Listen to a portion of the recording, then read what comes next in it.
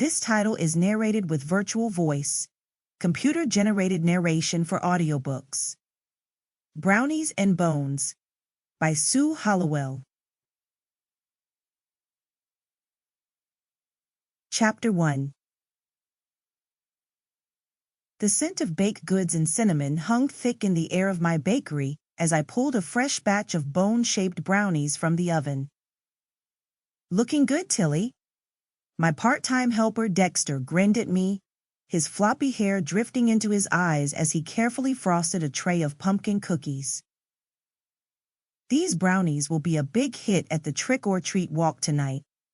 I smiled back at the gangly teenager who had become like family over the past year. "I hope so. There needs to be enough treats for all the little ghosts and goblins who'll be lining up." As I set the piping hot tray aside to cool, the bell above the door jingled merrily. A blast of crisp autumn air swooped inside, carrying my favorite uncle along with it.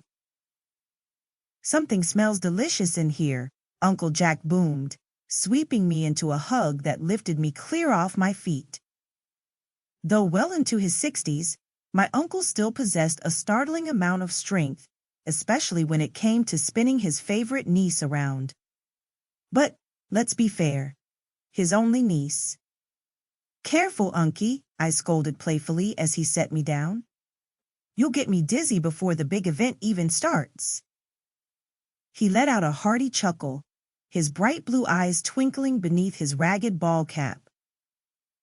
As owner of checkered past antiques, my uncle always seemed to carry the faint aroma of musty old books and vintage treasures with him wherever he went.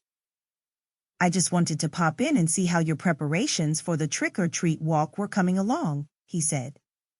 "It's gonna be a real spooktacular event this year." I rolled my eyes at the corny pun while Dexter snickered. Leave it to my uncle to work a bad joke into any conversation. "We're just putting the finishing touches on everything now," I replied, handing Uncle Jack a cat-shaped cookie I decorated earlier. He bit into it with relish, crumbs speckling his scraggly beard. Perfect," he mumbled around a mouthful. My perennial taste tester. I turned my gaze to the storefront window, where Halloween decorations and flyers for the upcoming festivities lined the glass.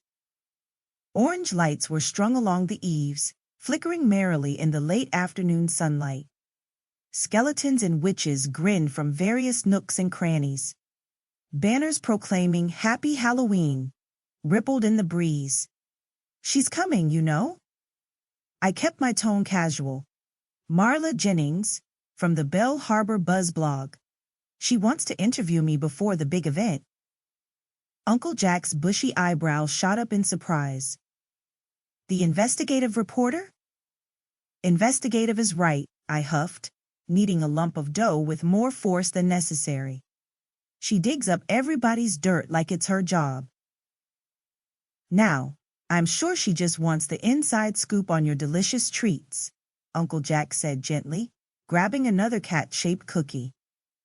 But his eyes held an uncertain glimmer that gave me pause.